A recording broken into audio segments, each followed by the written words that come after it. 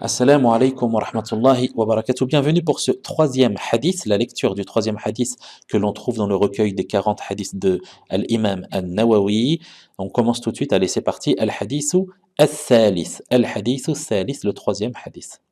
An Abi Abdi ar-Rahmani Abdi Allahi bni Umara bni al-Khattab. Donc on va le lire plus rapidement.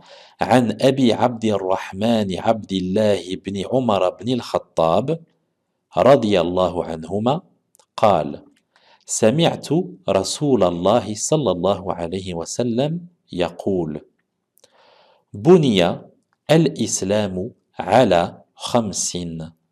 بني الإسلام على خمس: شهادة أن لا إله إلا الله وأن محمدا رسول الله وإقام الصلاة وإيتاء الزكاة وحج البيت وصوم رمضان. رواه البخاري ومسلم. On recommence depuis le début. عن أبي عبد الرحمن عبد الله بن عمر بن الخطاب. Que vous dire ici rapidement? Vous avez vu que le mot ibn, on l'a déjà vu auparavant, et bien normalement il y a une hamza. Il y a une hamza avant le mot ibn. Mais, lorsque le mot ibn sera entre deux mots, donc ici on a par exemple Abdullah, hein, on va prendre Abdullah, c'est un nom propre, et on a Omar, qui est un nom propre. Lorsque celui-là, ce sera le père de celui-là, eh bien le ibn ne prendra pas de hamza. D'accord? On a un autre exemple ici.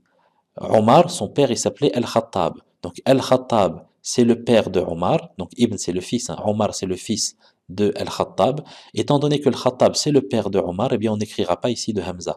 Parfois ce n'est pas le cas. Si je vous donne comme exemple, allez rapidement, je vais vous dire l'aéroport qui s'appelle Ibn Battuta, hein, comme à Tanger par exemple.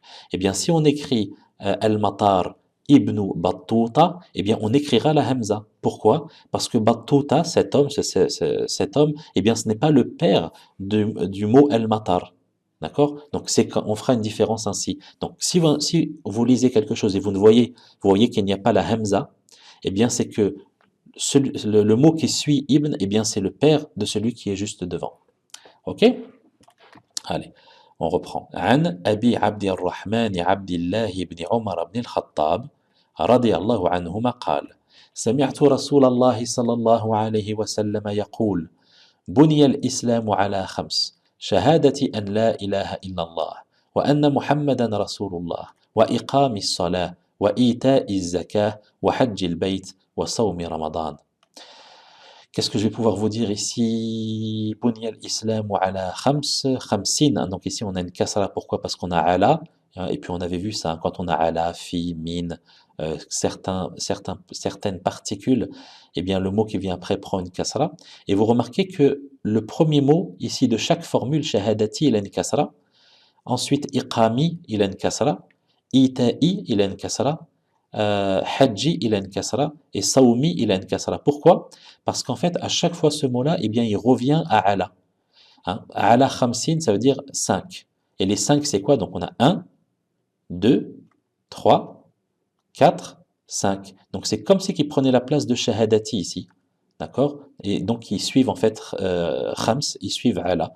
Donc ala, par exemple, on pourrait dire Bunya al-Islam wa ala shahadati an la ilaha illallah. Bunya al-Islam wa ala iqami salah. Bunya al-Islam wa ala ita'i zakah. Bunya al-Islam wa ala hajji al-bayt. Bunya al-Islam wa ala sawmi ramadan. D'accord? Bon, ça c'était entre guillemets rapidement. Et puis je vous dis donc au prochain hadith. Barakallahu fikum. N'oubliez pas qu'il y a un livre que vous pouvez récupérer. Il est juste là, cliquez dessus. Abonnez-vous à notre chaîne pour que, si vous aimez l'arabe, abonnez-vous à notre chaîne tout simplement pour que vous soyez au courant des nouvelles vidéos qu'on met tout au long de l'année. Et puis je vous dis à la prochaine. Bon courage à vous. Hayakumullah. Assalamu alaikum wa rahmatullahi wa barakatuh.